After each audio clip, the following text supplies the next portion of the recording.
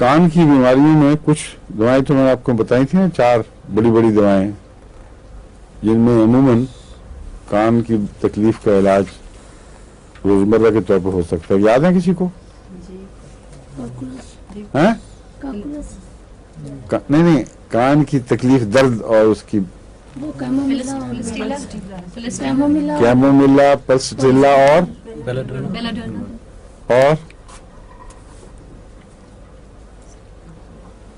भूल गए हैं।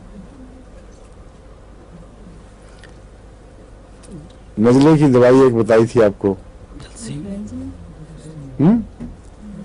यूफ्रेजिया क्या करती है?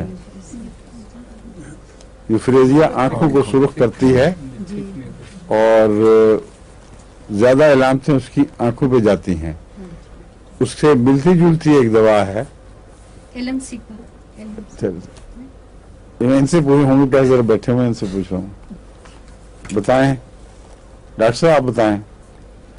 आपको हिंट दे दिया मैंने, क्या बताया, सुन लिया आपने?